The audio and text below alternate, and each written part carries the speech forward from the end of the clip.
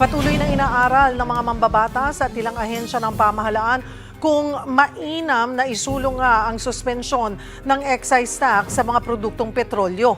Para sa update, magbabalita live mula sa Batasang Pambansa si Mobile Journal, Amy Atienza. Amy, ano ba yung mga posibleng senaryo sakaling ang masuspindi itong excise tax sa petrolyo?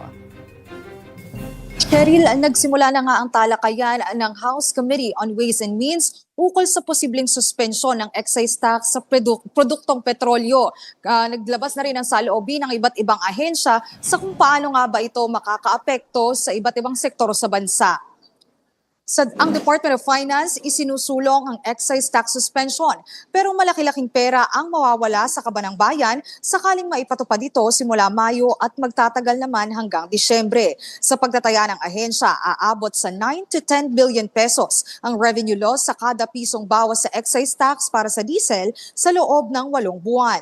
Habang 5 to 6 billion pesos revenue naman ang mawawala kung magtatapyas din ng kada pisong buwis sa gasolina. Pumapata kasi sa 6 na piso kada litro ang excise tax para sa diesel na siyang may pinakamalaking demand sa bansa. Nasa 70.87 billion pesos ang naiambag ng diesel excise tax at umabot sa 173.22 billion pesos ang kabuuang koleksyon ng excise tax sa bansa sa taong 2025.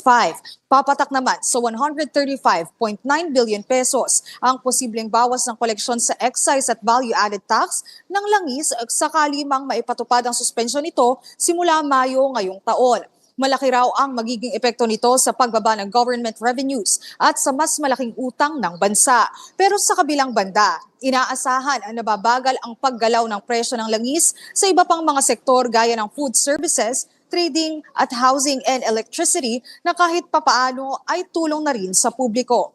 Cheryl, sa kabila ng lahat ng yan, isinaad naman ni Department of Energy Secretary Sharon Garin na sumasang-ayon na ang ilang oil companies na hindi isahang bagsak ang pagtaas ng presyo ng langis, alinsunod yan sa inaasahang price hike nito. Cheryl. Maraming salamat, Mobile Journal, Amy Atienza.